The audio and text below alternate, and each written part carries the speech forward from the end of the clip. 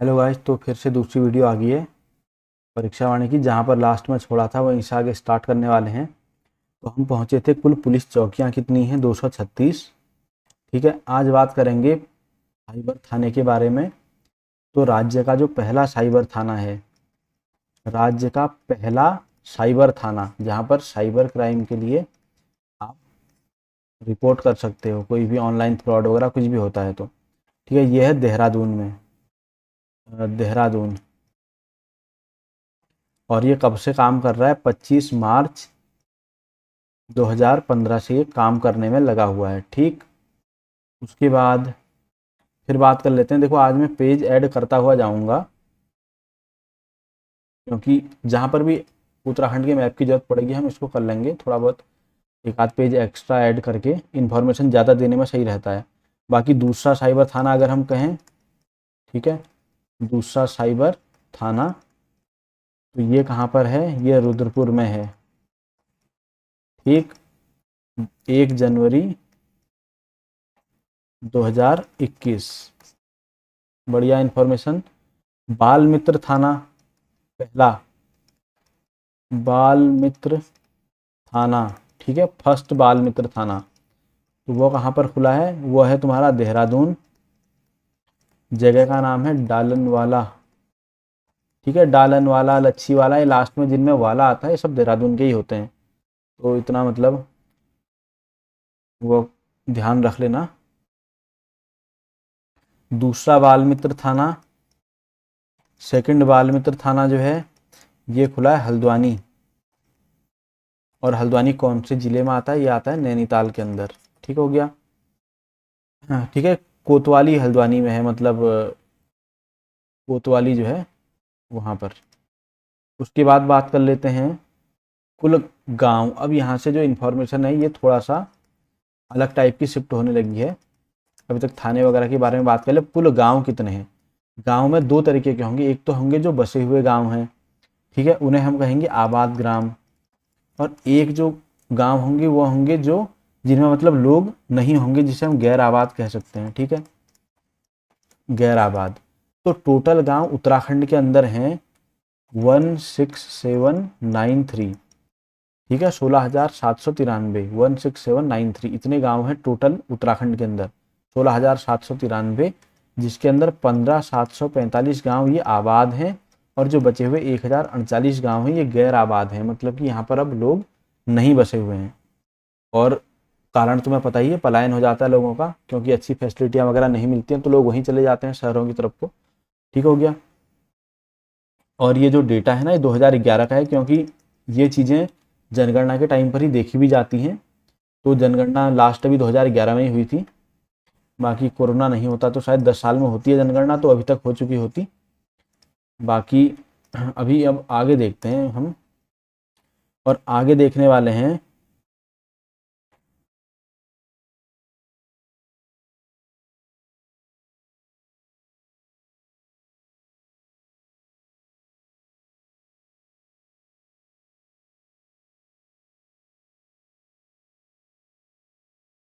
तो भाई अभी थोड़ा सा बात कर लेते हैं, जैसे आबाद और गैर आबाद गाँव के बारे में तो मैंने तुम्हें बता दिया है।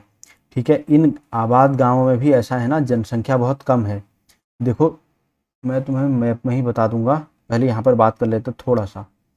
ठीक है, जो आबाद गांव हैं,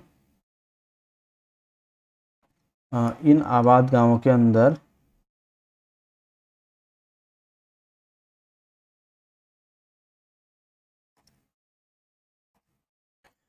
तो जो आबाद गांव है ना उत्तराखंड के अंदर भी, इन आबाद गांवों के अंदर सर्वाधिक जो है वो 7,846 गांव हैं। ठीक है, जो 1 से लेकर 200 तक की आबादी वाले हैं। अब समझ लो 200 लोग तक हैं यहाँ पर 7,846 गाँवों में, 1 से लेकर 200 लोग तक मैक्सिमम। उसके बाद फिर कुछ गांव हैं, लगभग 117 गांव हैं जिनमें 5,000 से ज़्यादा आबादी है। ठीक, तो 5,000 से ज़्यादा आबादी वाले 117 गांव हैं। अब बात कर लेते हैं यहाँ पर जाके, और इसको मैं पहले मिटा देता हूँ। Just wait a second.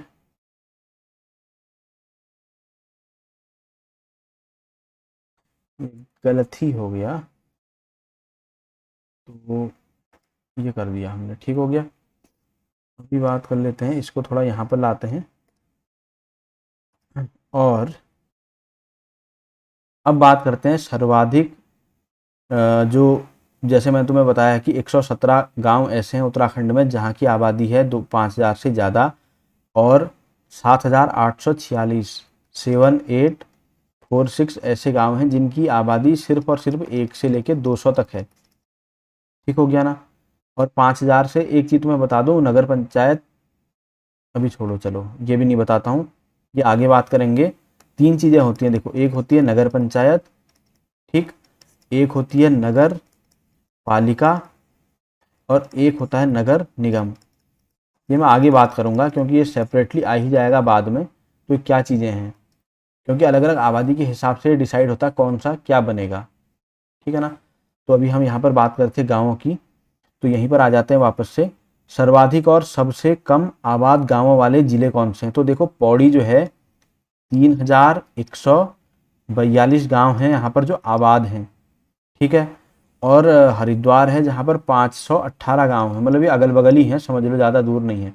ये मैक्सिमम गांव, ये मिनिमम गांव, आबाद गांव, ठीक है। अब क्यों, क्योंकि यहाँ पर तुम्हें पता ही, हरिद्वार में जो पॉपुलेशन है वो मतलब काफ़ी ज़्यादा यहाँ पर शहरीकरण हो गया हरिद्वार के अंदर, तो ये नगर पालिका और नगर निगम वगैरह यहाँ पर ज़्यादा बन गए हैं, तो इसलिए गाँवों की संख्या एक हिसाब से कम हो गई है। बाकी जो पहाड़ों में गाँव रहते हैं वो तो इसलिए कम रहते हैं क्योंकि लोग वहाँ पर रहना पसंद नहीं करते, वहाँ की जो दुश्वार कंडीशन है उसके कारण से, ठीक हो गया ना। तो सबसे ज़्यादा आबाद जो गांव हैं वो हैं पौड़ी के अंदर, और सबसे कम आबाद गांव हैं हरिद्वार जिले के अंदर, ये चीज़ तुम्हें याद रखनी है। उसके अलावा ग्राम पंचायतों की हम बात करते हैं, तो टोटल जो ग्राम पंचायतें हैं, ठीक है, ग्राम पंचायतें कितनी हैं, टोटल जो ग्राम पंचायतें हैं उत्तराखंड के अंदर, ग्राम पंचायत सही लिखा ना, बिल्कुल, तो ग्राम पंचायतें हैं इसकी 7,791, ये चीज़ याद रख लेना। उसके अलावा अब सर्वाधिक और सबसे कम ग्राम पंचायतें कहाँ हैं ये भी हम देखेंगे। तो सर्वाधिक ग्राम पंचायत निकलेंगी पौड़ी के अंदर क्योंकि गांव यहीं पर सबसे ज़्यादा हैं, लेकिन जो सबसे कम ग्राम पंचायतें हैं वो हैं चंपावत के अंदर, 313 ग्राम पंचायतें हैं यहाँ पर, ठीक हो गया। अब बात कर लेते हैं न्याय पंचायतों की। तो न्याय पंचायतें क्या होती है ना, उत्तराखंड के अंदर भी मतलब न्याय पंचायतों का सिस्टम लागू है, तो सबसे बेसिक न्याय देने के लिए कह सकते हो आप, बिल्कुल ज़मीनी लेवल पर। तो ये मतलब 500 रुपये तक के मामलों को सुन सकती हैं और ये 100 रुपये तक का फाइन भी लगा सकती हैं, ये पावर होती है इनकी। और न्याय के मामले में सबसे छोटा जो इकाई हम कह सकते हैं वो न्याय पंचायतें हैं, ठीक हो गया ना। तो यहाँ पर जो टोटल न्याय पंचायतें हैं, ये जो अभी तक मैं तुम्हें डेटा दे रहा था 2011 का डेटा था, कितने गांव हैं क्या हैं, क्योंकि ये सब उसके साथ ही चीज़ें डिसाइड होती हैं, लेकिन जो न्याय पंचायतों वाला डेटा है ये 2021 का डेटा है, ठीक हो गया। तो इसमें जो टोटल न्याय पंचायतें थी वो न्याय पंचायतें थी यहाँ पर 662, ठीक है ना, न्याय पंचायत, न्याय पंचायत 662 न्याय पंचायतें थी यहाँ पर। उसके अलावा सर्वाधिक और सबसे कम न्याय पंचायतें कहाँ पर थी, तो पौड़ी के अंदर थी सर्वाधिक न्याय पंचायतें 118, और सबसे कम न्याय पंचायतें थी उधम सिंह नगर और रुद्रप्रयाग में 27, ठीक हो गया, ये चीज़ याद रख लेना। उसके बाद जिला पंचायतों की बात कर लेते हैं,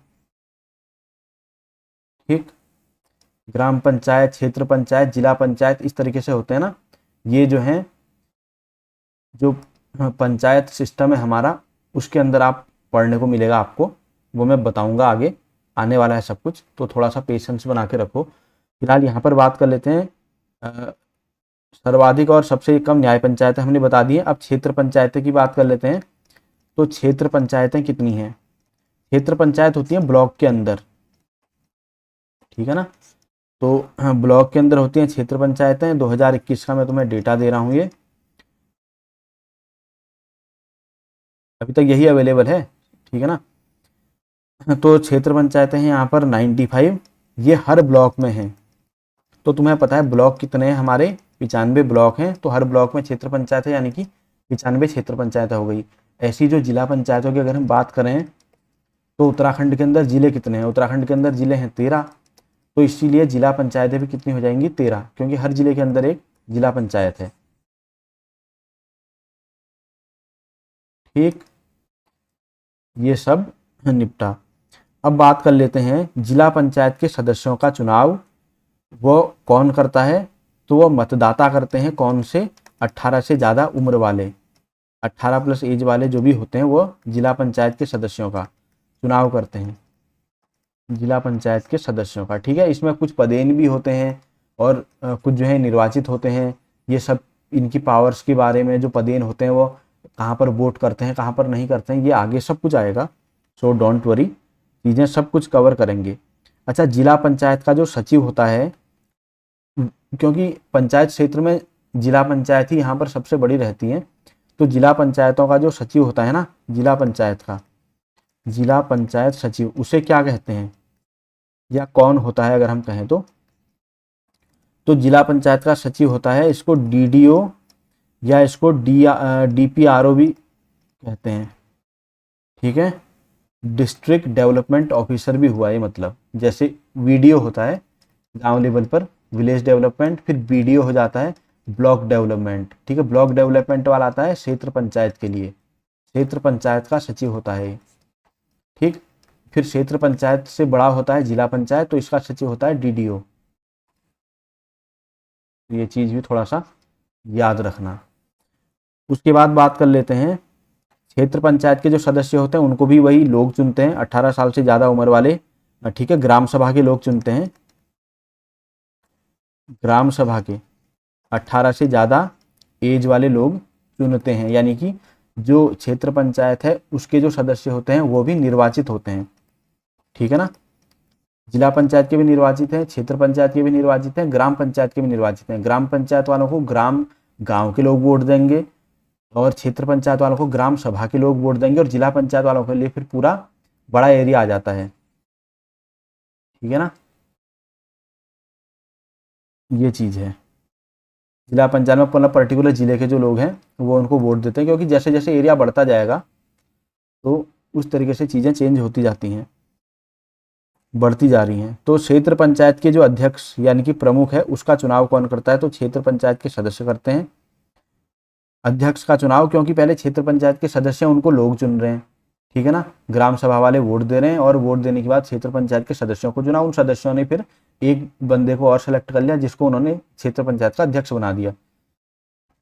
ठीक हो गया। क्षेत्र पंचायत के सचिव के रूप में कौन काम करता है? तो बीडीओ करता है, ये मैंने तुमको पहले बता दिया, ब्लॉक डेवलपमेंट ऑफिसर। बढ़िया, बहुत बढ़िया। उसके बाद फिर वही चीज़ है कि ग्राम पंचायत के अध्यक्ष और सदस्यों का चुनाव प्रत्यक्ष रीति से होता है, तो इसका कौन करते हैं? तो ग्राम पंचायत के कौन करते हैं, मैंने तुम्हें पहले बता दिया था। ग्राम पंचायत के करते हैं ग्राम सभा के 18 से ज़्यादा, 18 से ज़्यादा। ठीक हो गया, ग्राम पंचायत के सदस्यों का चुनाव करते हैं। ठीक हो गया। ग्राम पंचायत का सचिव कौन नियुक्त करता है? अब जैसे सभी का सचिव है तो ऐसी ग्राम पंचायत का भी सचिव होगा, तो ग्राम पंचायत को जो सचिव होता है ना उसको नियुक्त करता है ग्राम पंचायत ही, कि कौन बंदा ये होगा, तो ग्राम पंचायत ही उसको डिसाइड करती है। जैसे क्षेत्र पंचायत में तो पता है बीडीओ होगा और जिला पंचायत में डीडीओ होगा, पर यहाँ ग्राम पंचायत में ग्राम पंचायत के जो ग्राम पंचायत वही मतलब जो सिलेक्टेड मेंबर्स होते हैं वही डिसाइड करते हैं कि कौन सा होगा, क्योंकि हमने तो सेलेक्ट करके भेज दिया, दैट्स ऑल। जैसे होता है ना विधायकों को हम चुन लेते हैं, लेकिन मुख्यमंत्री कौन बनेगा वो तो वही विधायक आप मतलब डिसाइड करते हैं, तो उसी तरीके का है।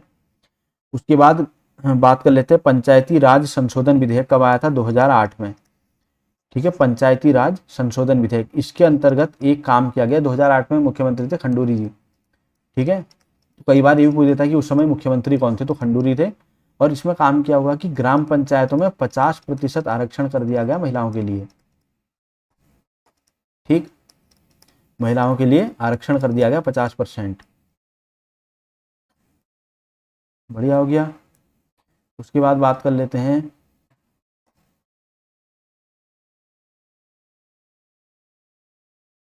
फोटो ही डिलीट कर दी, बहुत बढ़िया। चलो दोबारा से, ऐड कर लेते हैं, नॉट ए बिग डील। ठीक हो गया भाई। अभी बात कर लेते हैं यहाँ पर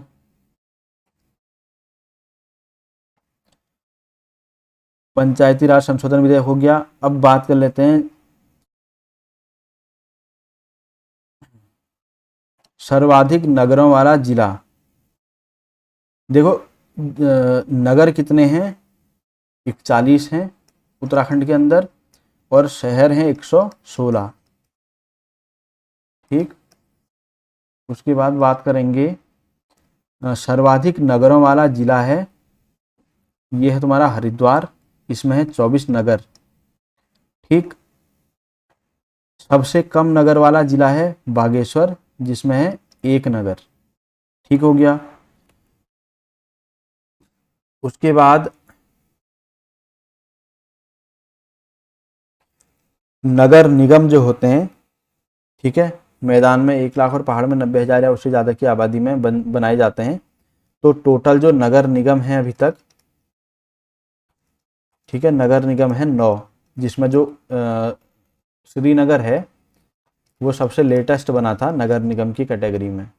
ठीक हो गया, नवा नगर निगम वही था, श्रीनगर। उसके अलावा कौन कौन से नगर निगम हैं तो वो मैं तुम्हें बता देता हूँ कहाँ कहाँ पर हैं, क्योंकि स्टेट के हिसाब से याद रखोगे तो समझ में आ जाएगा। ठीक है, देहरादून के अंदर है नगर निगम, उसके अलावा हरिद्वार के अंदर है, और यहाँ हल्द्वानी है, हल्द्वानी नगर निगम। ठीक है, ये नैनीताल डिस्ट्रिक्ट के अंदर ही आता है। फिर काशीपुर है जो इधर आएगा, उसके अलावा रुद्रपुर भी इधर ही आएगा, उसके अलावा रुड़की भी इधर ही आएगा, उसके अलावा ऋषिकेश भी इधर ही आएगा, उसके अलावा कोटद्वार यहाँ कहीं आएगा, और श्रीनगर भी इधर ही कहीं आएगा। ठीक हो गया, तो ये सब हैं, देख सकते हो किन जिलों में फैले हुए हैं, 1 2 3 4 5 जिलों के अंदर हैं ये सब।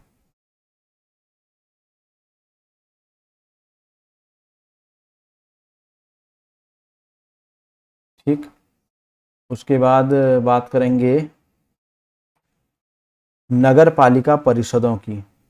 ये तो थे नगर निगम, अब करते हैं नगर पालिका परिषद, यानी कि नगर पालिका कितनी है। ठीक है, इन देखो इनकी कैटेगरियां रहती हैं लोगों के हिसाब से, 50,000 से लेकर के 90,000 तक पहाड़ों में, और 1 लाख तक मैदान में अगर आबादी होती है तो वो नगर पालिका में आ जाते हैं। तो अभी तक जो नगर पालिकाएँ हैं वो हैं 42। ठीक है, पहली नगर पालिका है, पहली नगर पालिका, ठीक है, पहली नगर पालिका है मसूरी। ठीक हो गया। अब बात करेंगे नगर पंचायतों की। ठीक, नगर पंचायतों की अपनी अलग कैटेगरियां हैं। तो नगर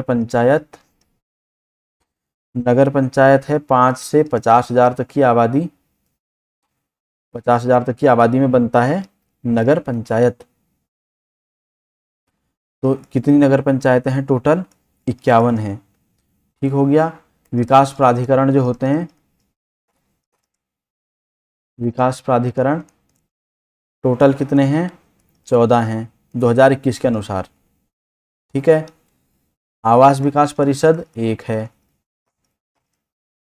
आवास विकास परिषद ये कितनी है, ये है 1। ठीक हो गया। उसके बाद बात कर लेते हैं नगर प्रमुख, या जिसको हम क्या कहते हैं, मेयर। ठीक है, हिंदी में इसको कई जगह पर महापौर भी लिखा रहता है, तो ये भी देख लेना, नहीं तो मोस्टली मेयर से तो सभी को पता रहता है। तो मेयर और सभासदों का चुनाव लोग करते हैं। ठीक है, नहीं मतलब कैसे करते हैं, वही बात है कि लोग सभासद, जिसे हम वार्ड मेंबर कहते हैं, उनका चुनाव करते हैं। ठीक है, नहीं वार्ड मेंबर इसका चुनाव, इसको वोट देते हैं लोग, जो भी उस वार्ड के होंगे वो वोट देंगे सभासदों के लिए। ठीक, और वो जो सभासद या पार्षद या वार्ड मेंबर कहते हैं उनको, वो फिर मेयर सेलेक्ट कर लेते हैं एक बंदा अपने में से ही। और उसके बाद मेयर जो है वो डिप्टी मेयर सेलेक्ट कर लेता है, डिप्टी मेयर। तो ये जो डिप्टी मेयर का है ना, मेयर का तो प्रत्यक्ष चुनाव है, जिसको जो लोगों के वोट द्वारा सेलेक्ट हो रहा है, लेकिन डिप्टी मेयर को अप्रत्यक्ष चुनाव इसे कहते हैं अप्रत्यक्ष प्रत्यक्ष प्रत्यक्ष चुनाव। ठीक है, तो ये अप्रत्यक्ष चुनाव, कई बार ऐसा भी आ जाता है कि डिप्टी मेयर मतलब प्रत्यक्ष अप्रत्यक्ष करके ना, तो लोगों को पता नहीं रहता, तो थोड़ा सा कन्फ्यूजन इस तरीके से हो जाता है। ठीक हो गया। उसके बाद बात कर लेते हैं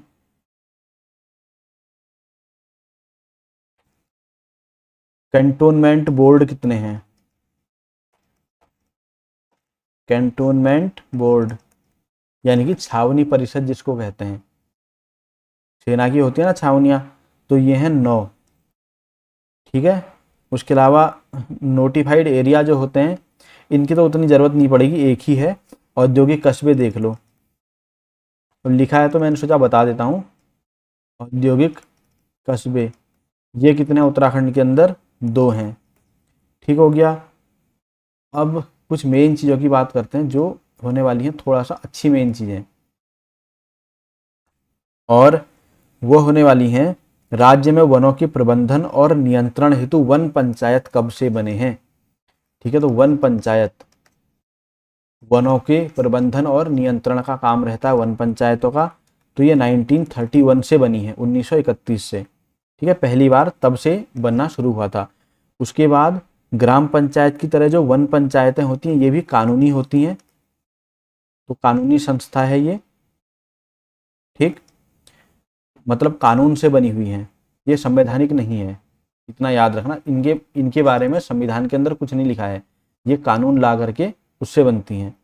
ठीक हो गया। अभी तक 12,167 वन पंचायतें हैं टोटल। ठीक है, ये 2021 की डेटा के हिसाब से है, 12,167 वन पंचायतें। ठीक हो गया। उसके बाद बात कर लेते हैं वन पंचायतों में भी जो है महिलाओं का आरक्षण है। ठीक है नी, महिला का जो आरक्षण है वन पंचायतों में वो कितना है, इसमें वन पंचायत में, वन पंचायत इसमें महिला का आरक्षण, तो महिला आरक्षण है इसमें लगभग 50% है इसमें, तो महिला का आरक्षण है इसके अंदर 50% का। ठीक है, ग्राम पंचायत में 50%, वन पंचायत में 50%, ऐसा करो। उसके बाद है, अब कुछ रह रहा है कि राज्य के कुल वन क्षेत्र में से वन पंचायतों के नियंत्रण में है। अब राज्य में, पूरे राज्य में वन है। ठीक है, तो वो जो वन है उनमें से वन पंचायतों के अंदर, वन पंचायत में कितने परसेंट वन है, ये है 18.86% वन। राज्य के टोटल वन का 18.86% वन वन पंचायतों के नियंत्रण में है। ठीक हो गया। अब बात कर लेंगे थोड़ा सा, अभी आरक्षण चल ही रहा है तो थोड़ा सा और आरक्षण के बारे में भी बात कर ही लेते हैं लगे हाथ। तो राज्य सेवा में SC ST और OBC का, SC ST और OBC का आरक्षण कितना है, राज्य की जो सरकारी नौकरियां समझ लो, इसमें सीधी सीधी बात है 19% है इनका, 4% है इसका, और OBC का है 14%। ये है आरक्षण, ये याद रख लेना। ठीक है ना। उसके अलावा राज्य सेवा में ही भूतपूर्व सैनिक, भूतपूर्व सैनिक, ठीक, भूतपूर्व सैनिक के अलावा खिलाड़ी, जो खिलाड़ी होते तुम्हें पता ही होगा, उनका भी एक, खिलाड़ियों का, तो उनका भी एक आरक्षण रहता है। और उसके अलावा जो विकलांग लोग हैं उनका भी आरक्षण रहता है। तो कितना कितना है, तो ये याद करना थोड़ा सा आसान है, और आसान ये इस सेंस में है, जस्ट वेट अ सेकंड, तो आसान ये कुछ इस सेंस में है कि भूतपूर्व सैनिक, खिलाड़ी और विकलांग ये 5%, ये है 4%, और विकलांग के लिए है 3%, ये है आरक्षण। ठीक है, तो थोड़ा सा 5 4 3 करके याद रखना आसान है। उसके बाद राज्य की जो राज्य सेवा है उसमें स्वतंत्रता संग्राम सेनानी और उनके जो आश्रित हैं, स्वतंत्रता संग्राम सेनानी, ठीक है, और उनके जो आश्रित हैं उनके लिए कितना आरक्षण है, तो ये आरक्षण है 2% का। ठीक हो गया। यही इज्जत है स्वतंत्रता संग्राम सेनानियों और इनके आश्रितों की। भाई यहाँ पर SC ST OBC और इनको कितना %। ठीक, चलो जो भी है सरकार का काम है, सरकार जाने।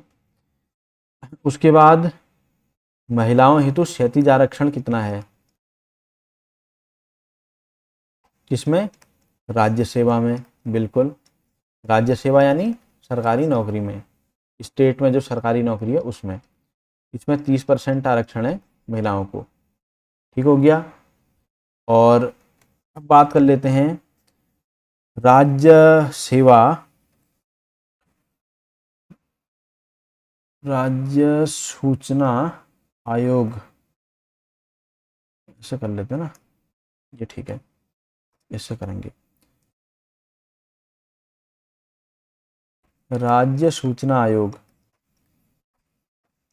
राज्य सूचना आयोग ये कब बना था, तो ये बना था 3 अक्टूबर 2005 को। मानवाधिकार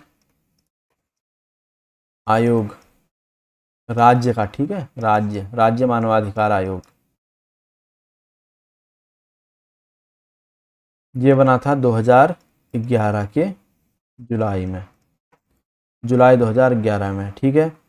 उसके अलावा बाल अधिकार संरक्षण आयोग, नए पेज में ही कर लेते हैं क्योंकि यहाँ पर थोड़ा सा दिक्कत होगी। बाल अधिकार, ठीक है, संरक्षण आयोग, तो ये जो बना था, ये बना था 10 मई 2011 को, बाल अधिकार संरक्षण आयोग। ठीक है। अल्पसंख्यक आयोग, ये मैं सब राज्य की ही बातें कर रहा हूं, तो इसके आगे राज्य राज्य जोड़ते जाना। राज्य अल्पसंख्यक आयोग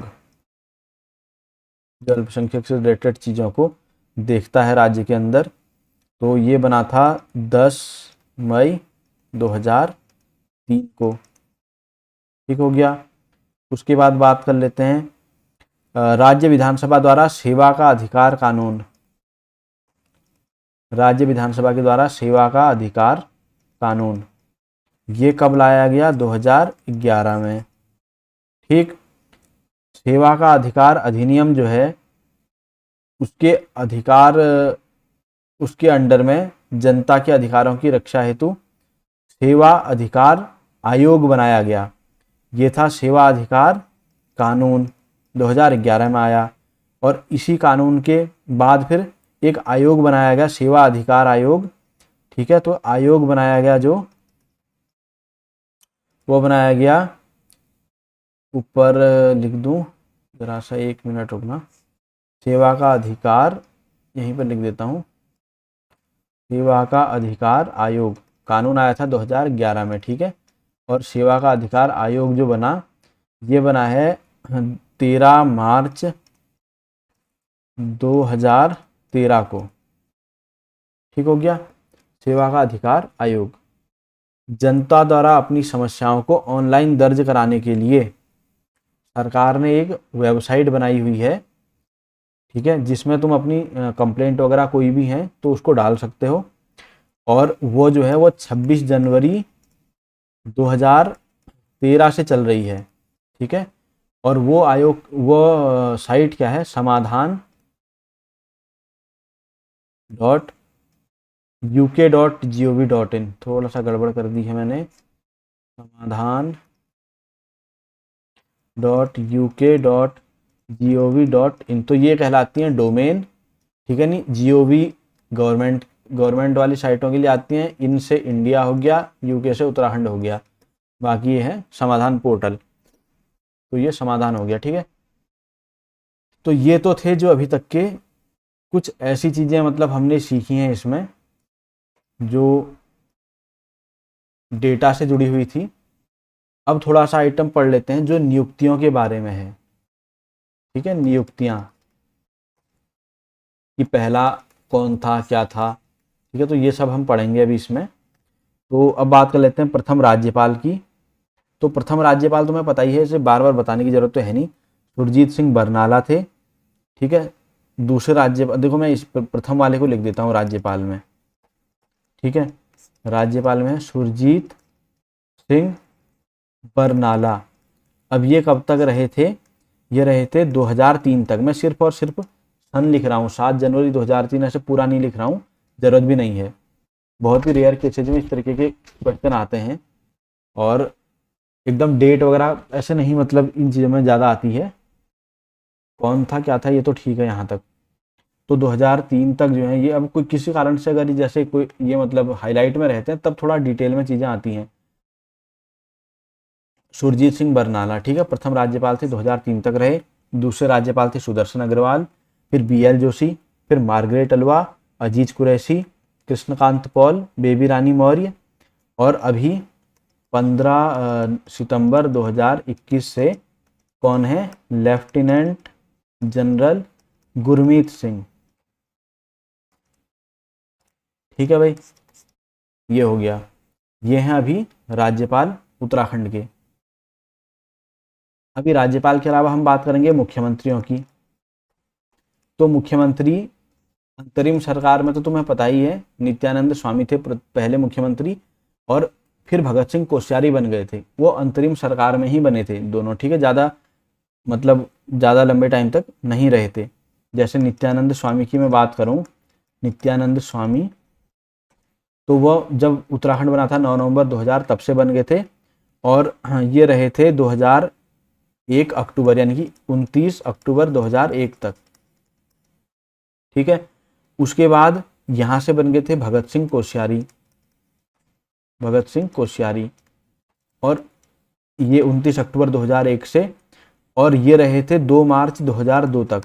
तो तुम देख ही सकते हो, ज़्यादा कुछ ऐसा नहीं है। ठीक है, यहाँ पर अब फिर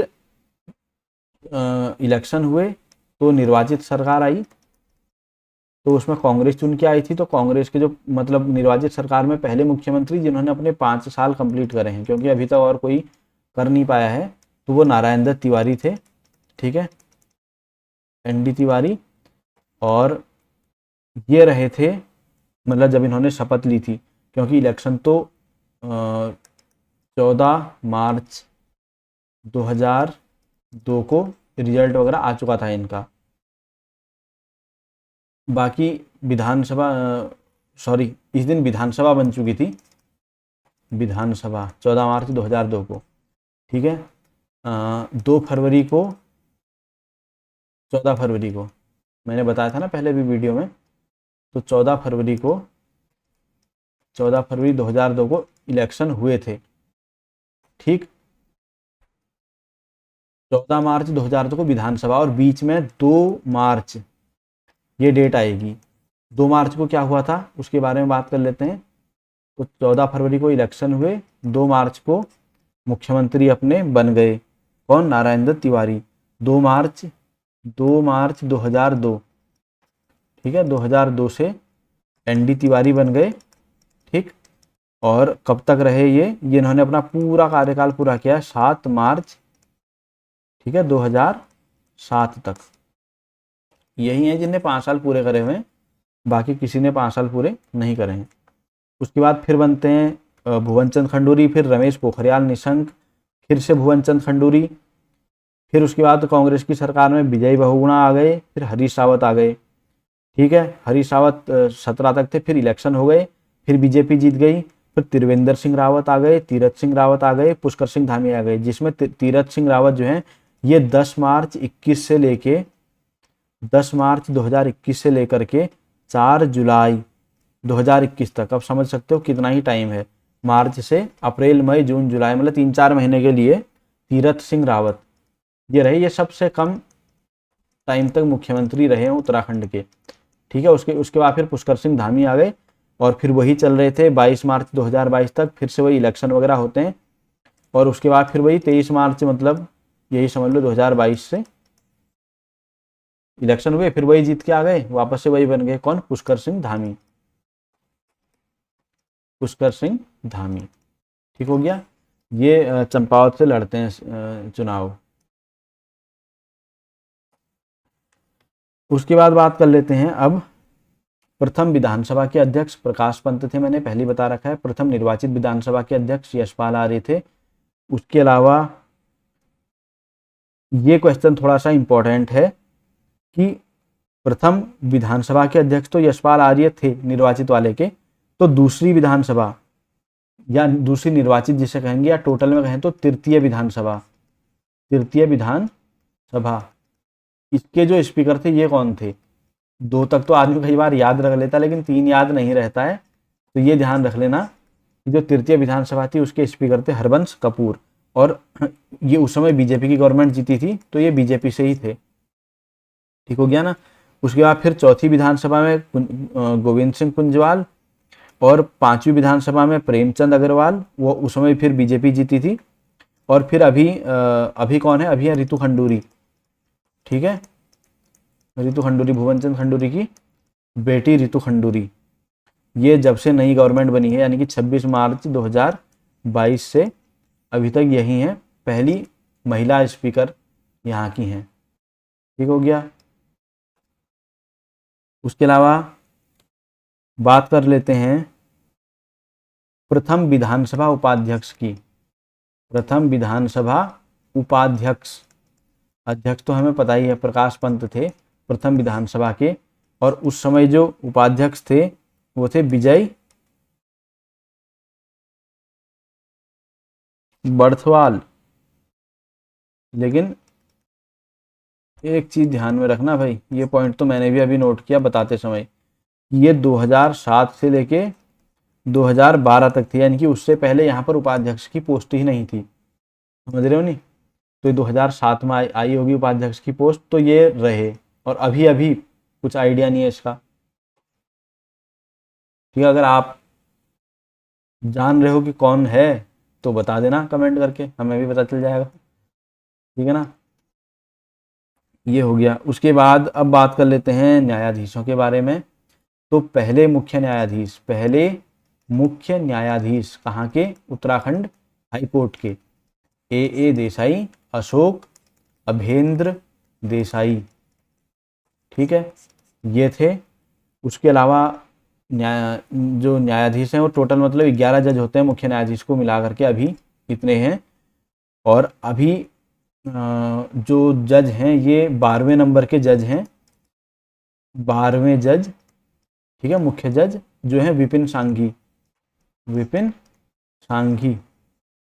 ठीक, ये हो गया न्यायमूर्ति विपिन सांघी। अब बात कर लेते हैं महाधिवक्ता की। तो महाधिवक्ता के बारे में जहाँ तक है तुम्हें आइडिया होगा ही, महाधिवक्ता क्या होता है। महाधिवक्ता जो राज्य की सरकार होती है उसका कानूनी सलाहकार कह सकते हो, राज्य की सरकार का वकील कह सकते हो। ठीक है, सब चीज़ें प्रॉपर चल रही हैं। तो हम बात करने वाले थे यहाँ पर महाधिवक्ता के बारे में। ठीक है, महाधिवक्ता। अब महाधिवक्ता जो स्टेट गवर्नमेंट है उसका आप वकील समझ लो, जो सरकार को सलाह देता है। तो इसमें तीन चीज़ें आ जाएंगी। पहला तो होगा प्रथम महाधिवक्ता, कब? अंतरिम सरकार में, ये प्रथम महाधिवक्ता ही हैं। दो तो यहाँ तक ठीक है। अंतरिम सरकार में फिर आएगा निर्वाचित सरकार में। प्रथम निर्वाचित सरकार में कौन था? और आजकल आ जाएगा लेटेस्ट वाले कौन है। तो लेटेस्ट वाले मुझे लग रहा है सभी को पता ही होंगे। ठीक है ना, ये है सूर्य नारायण बाबुलकर, ये 2017 से हैं, 2017 से अभी तक मतलब चल ही रहे हैं, क्योंकि सरकार मतलब सेम ही चलती हुई आ रही है। पहले बीजेपी की थी, वही मुख्यमंत्री थोड़ा बहुत चेंज हो गए थे, तो मुझे लगता है कि अभी तक चलेंगे ही आगे को। बाकी प्रथम जो है और जो निर्वाचित में प्रथम, तो ये चीज़ें हैं। यहाँ पर नैथानी थे जिनका नाम है एलपी नैथानी, एलपी नैथानी, ये पहले वाले थे अंतरिम सरकार के टाइम पर। और मेहरबान सिंह नेगी हैं, मेहरबान सिंह नेगी, ये थे निर्वाचित के टाइम पर प्रथम।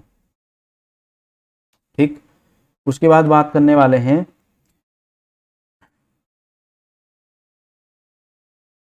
विधि आयोग जो है उसके बारे में। विधि आयोग के अध्यक्ष, राज्य विधि आयोग, राज्य विधि आयोग के अध्यक्ष के बारे में। ठीक है, तो राज्य विधि आयोग के जो अध्यक्ष हैं वो 2011 में मतलब पहली बार थे, प्रथम।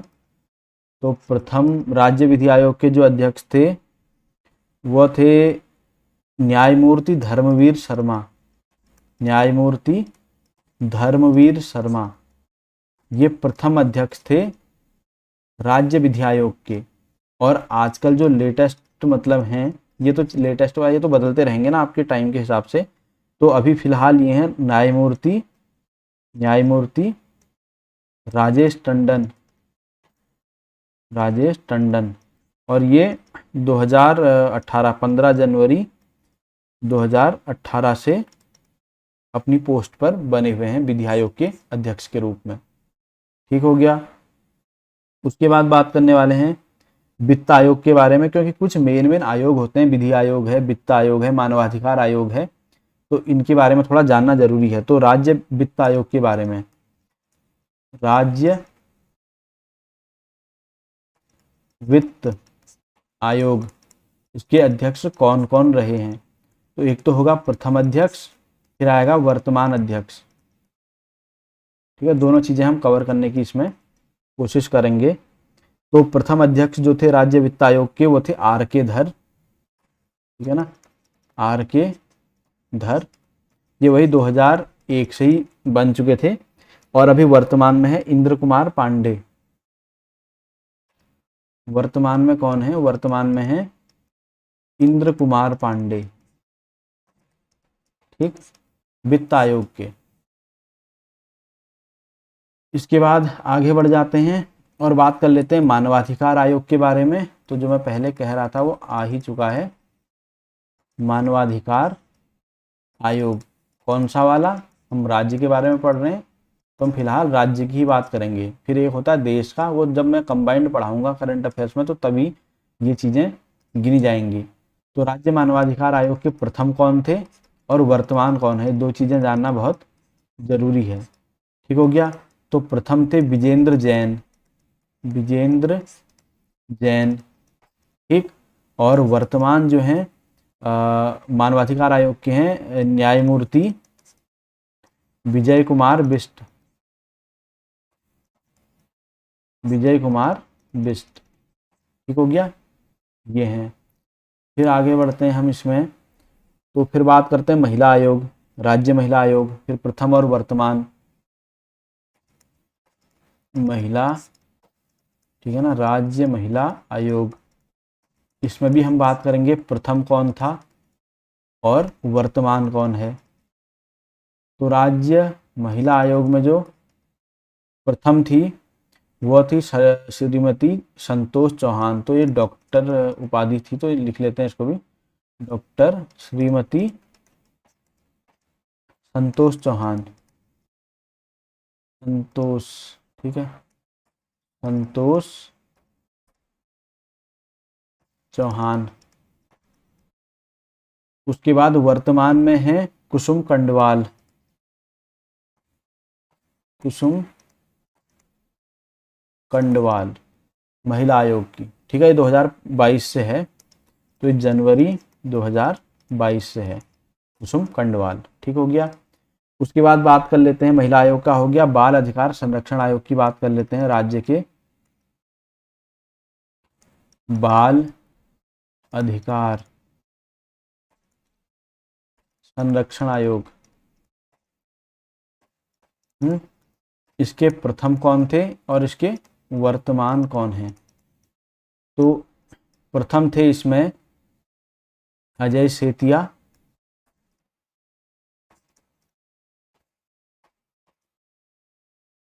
और वर्तमान में जो बाल अधिकार संरक्षण आयोग की हैं वो डॉक्टर गीता खन्ना, डॉक्टर गीता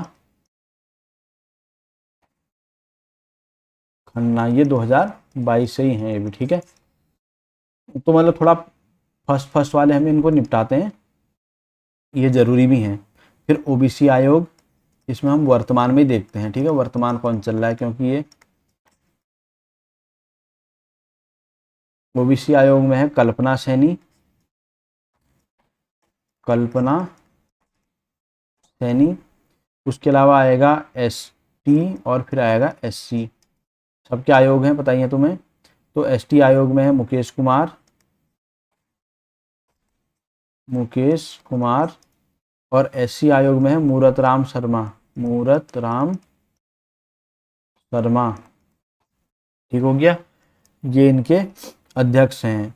अब बात कर लेते हैं थोड़ा सा इम्पोर्टेंट चीज़ों की, और वह है जो UKPSC है, उत्तराखंड पब्लिक सर्विस कमीशन, यानी कि लोक सेवा आयोग राज्य का, उसके थे NP नवानी, ये प्रथम अध्यक्ष थे। ठीक हो गया। उसके बाद अभी जो इसके हैं वो राकेश कुमार हैं, ये 9वें नंबर के हैं। ठीक है भाई। उसके बाद बात कर लेते हैं UK ट्रिपल एस सी। तो इसके जो प्रथम हैं और इसके जो वर्तमान हैं, तो UK ट्रिपल एस सी के जो प्रथम थे, यानी कि अधीनस्थ चयन आयोग जिसे कहते हैं, तो वह हैं RBS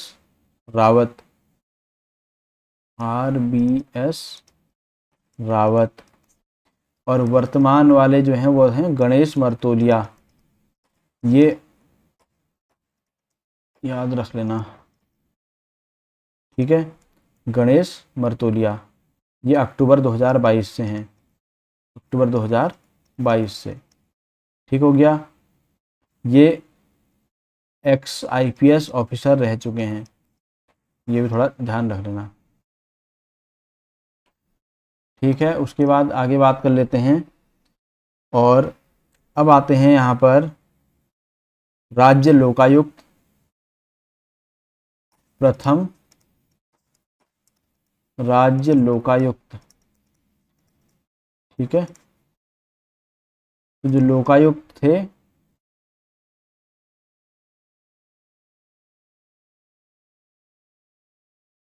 न्यायमूर्ति SHA रजा। ठीक है, ये 2002 से लेके 2008 तक थे, अभी फिलहाल नहीं है कोई।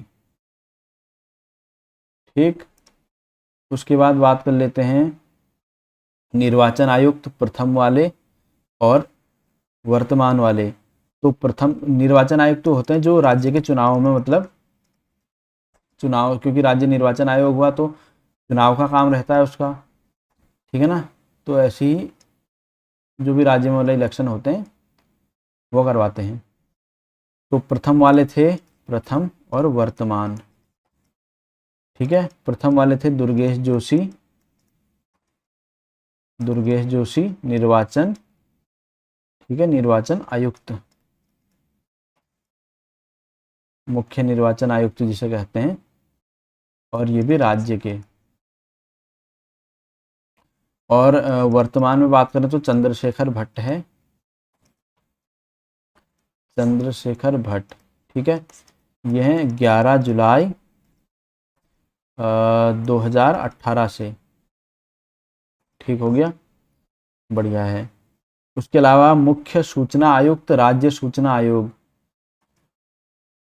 ठीक है ना, मुख्य सूचना आयुक्त कहाँ के? राज्य सूचना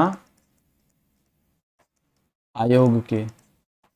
तो राज्य सूचना आयोग के जो मुख्य सूचना आयुक्त हैं प्रथम वाले, ठीक है, प्रथम, और फिर बात करेंगे वर्तमान। तो इस तरीके से देखने में अच्छा रहता है। प्रथम वाले थे RS टोलिया, डॉक्टर RS टोलिया। ठीक, और वर्तमान में है अनिल चंद्र पुनेठा।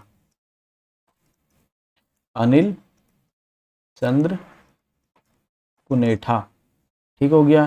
ये जनवरी 5 जनवरी 2022 से हैं, मुख्य सूचना आयुक्त भी हो गए हैं।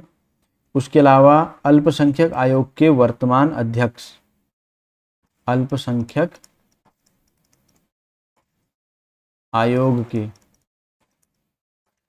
वर्तमान, ठीक है, जैन है RK जैन, और ये 24 दिसंबर 2018 से हैं। ठीक हो गया।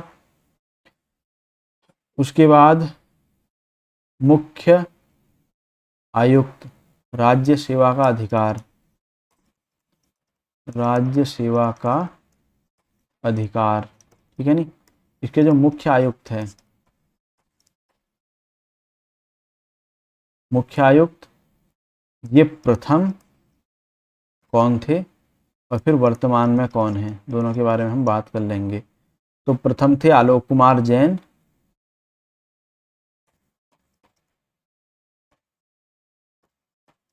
आलोक कुमार जैन, और वर्तमान में है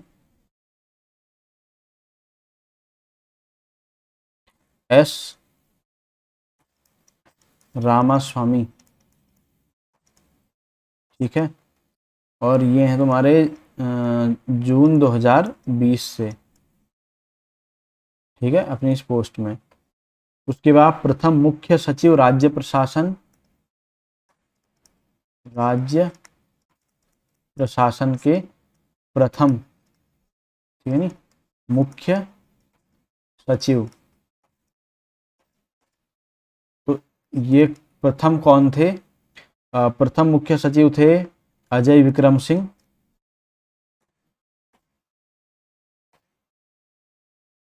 अजय विक्रम सिंह। और वर्तमान में मुख्य सचिव जो हैं ये हैं तुम्हारे एस संधू। ठीक हो गया। ये हैं तुम्हारे जुलाई 2021 से, 6 जुलाई 2021, और ये हैं 17वें नंबर के। ठीक हो गया। उसके अलावा प्रथम महानिदेशक और वर्तमान महानिदेशक पुलिस के जो होते हैं, ठीक है नहीं, महानिदेशक किसके? पुलिस महानिदेशक। ठीक, तो पुलिस महानिदेशक में बात करें तो एक तो आएगा प्रथम, एक आएगा वर्तमान। तो जो फर्स्ट थे वो थे आपके अशोक कांत शरण, अशोक कांत शरण, शरण थे शायद, ये शरण या शरण। ठीक है, और अभी भी जो है वो नाम है उनका अशोक कुमार, तो मतलब अशोक अशोक नाम से कंफ्यूज मत होना। ये 30 नवंबर 2020 से हैं। ठीक हो गया। तो भाई आज की वीडियो में इतना ही है। अगले वाले में फिर ऐतिहासिक जो संक्षिप्त की है उसके बारे में हम अगली वीडियो में देखेंगे। Thank you.